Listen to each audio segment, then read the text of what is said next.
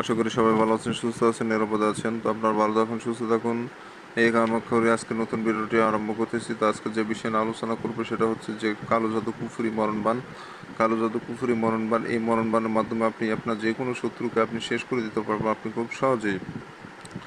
অনেক সময় দেখা যায় যে শত্রু জ্বালাতন অতিষ্ঠ হয়ে গেছে, মানুষজন বাঁচতে পারছে না, শত্রু বিভিন্নভাবে জ্বালাতন করতে পারছে। সেই শত্রু হতে পারে আপনার ভাই, হতে পারে ভাবি, শাশুড়ি, শ্বশুর থেকে শুরু করে পাড়া প্রতিবেশী, বন্ধু বান্ধব, যে কেউ হতে পারে বন্ধুরা। কারণ শত্রু বলে কেউ হয় না।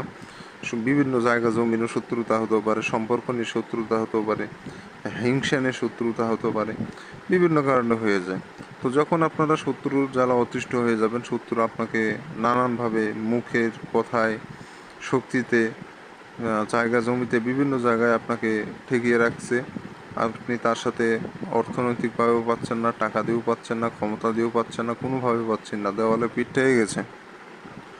এখন আর করার কিছু নেই, শত্রু বেঁচে থাকলে আপনার বেঁচে থাকা কঠিন হয়ে যাচ্ছে। ঠিক এমন অবস্থায় আপনি যদি এই কুফরি মরণবাণটি তার উপর প্রয়োগ করেন, সেক্ষেত্রে সে শত্রু নিমিষেই শেষ হয়ে যাবে, নিমিষেই শেষ হয়ে যাবে, সে মারা যাবে 100% গ্যারান্টি সহকারে। আমি আপনাদের বলে দিলাম, এটা পরীক্ষিত তদবির, এটা পরীক্ষিত তদবির। এই তদবিরদের দুইটা কাজ হয়, বান বশীকরণ, দুইটাই হয়। তো আজকে কিভাবে আপনারা বানটা প্রয়োগ করবেন সেই বিষয়টি নিয়ে আলোচনা করব। তো বন্ধুগণ, পুরো ভিডিও দেখবেন, কারণ বানের কাজ একটু 19-20 যখন করবে তখন কিন্তু হিতে বিপরীত হয়ে যাবে, কাজ হবে না, উল্টা আপনার নিজের ক্ষতি হয়ে যাবে। কারণ এগুলো একটু ভুলভাবে কাজ করলে আপনার নিজের ক্ষতি হয়ে যাবে। অতএব পুরো ভিডিও দেখুন, জানুন, বুঝুন, তারপরে কাজ করুন, 100% সফলতা অর্জন করবেন, আমি তান্ত্রিক আপনাকে গ্যারান্টি দিলাম।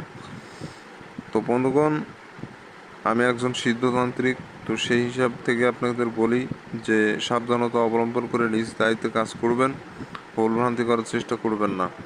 একটা ভুল হতে পারে আপনার সারা জীবনের কান্না। তো আপনি যে শত্রুকে শেষ করবেন, সেই শত্রু আপনার শত্রু হতে হবে, অন্য কারো শত্রু হলে হবে না। অর্থাৎ এই নকশাতে অন্য কারোর কাজ করাই দিবেন, হবে না। আপনার যদি শত্রু থাকে আপনাকে নিজেকে করতে হবে এবং আপনার নিজের শত্রু মারা যাবে। তো যাই হোক, আমার চ্যানেলে নতুন এসে থাকলে অবশ্যই চ্যানেলটি সাবস্ক্রাইব করে পাশে থাকা বেল আইকনে ক্লিক দিয়ে অল নোটিফিকেশন অন করবেন। তাহলে পরবর্তী সব নতুন নতুন বান বশীকরণ, জিন পরিসাধনা থেকে শুরু করে বিভিন্ন টোটকা তদবির মন্ত্র নিয়ে হাজির হবো আমি, সেই সব ভিডিওগুলো দেখতে পারবেন সবার আগে। তো বন্ধুরা, যেটা বলছিলাম, এই কাজটি করতে গেলে আপনাকে সাদা কাগজের উপরে সম্পূর্ণ নকশাটা আপনাকে লাল কালি দিয়ে লিখতে হবে। সাদা কাগজের উপরে লাল কালি দিয়ে লিখতে হবে। কাগজটা পাক পবিত্র হতে হবে, নোংরা আবর্জনা যেন কাগজে না ভরে থাকে, বিষয়টা লক্ষ্য রাখবেন। যে জায়গা বসে নকশা লিখবেন জায়গাটাও যেন পাক পবিত্র থাকে এবং আপনি নিজেও যেন পাক পবিত্র থাকেন। আর এই নকশাটা আপনারা বৃহস্পতিবার অথবা শুক্রবার, বৃহস্পতিবার অথবা শুক্রবার, এই 2 দিনে যে কোনো একদিনে আপনি নকশা দিয়ে কাজ করতে পারবেন।